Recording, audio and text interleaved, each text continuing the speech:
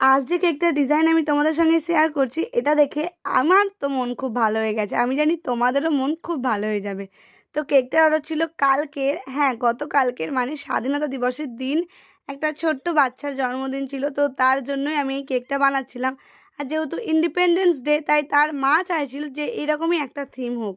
তো আমি তেমনই বানিয়ে দেওয়ার চেষ্টা করছি। তার আগে তোমরা যারা আমায় চেনো না, আমি হলাম প্রিয়াঙ্কা। আমি বাসায় বাকুলিয়া থেকে ছোট্ট একটি হোম বেকারি চালাই। স্ক্রিনে দেওয়া নাম্বারে কল করে তোমরা আমার থেকে কেক অর্ডার করতে পারো।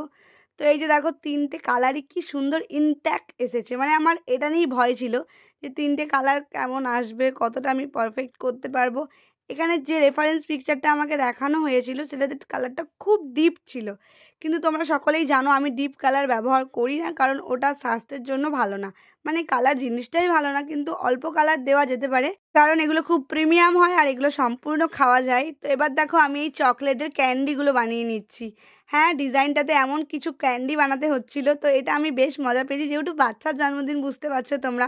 তো এখানে আমি তিনটে কালারেরই ক্যান্ডি বানিয়ে নিয়েছি, হোয়াইট, অরেঞ্জ আর গ্রিন। এবার কেকটার ওপর জাস্ট একটু হোয়াইট গানাশ তোমরা দেখলে আমি দিয়ে দিলাম। তারপরে একটু সামান্য ডিজাইন যেটা রেফারেন্স পিকচারে ছিল তেমন করে দিয়ে এবার ক্যান্ডিগুলো বসিয়ে দিলেই ব্যাস, কেক আমার রেডি। আর ওপর দিয়ে কিছু স্প্রিঙ্কল ছড়িয়ে দিচ্ছি। তো এইটাই আমার কেকটার ফাইনাল লুক। কেমন লাগলো তোমাদের জানিও। আর এই টাইপসের কেক কিন্তু কাস্টমাইজ কেক হয়, তো এটার প্রাইসটাও একটু বেশি ছিল, খুব একটা বেশি না, রিজনেবলের মধ্যেই আমি রেখেছিলাম। তো এই কেকটা কেমন লাগলো অবশ্যই জানিও, আর ভালো লাগলে লাইক দিয়ে দিও। আজকের মতো বাই বাই।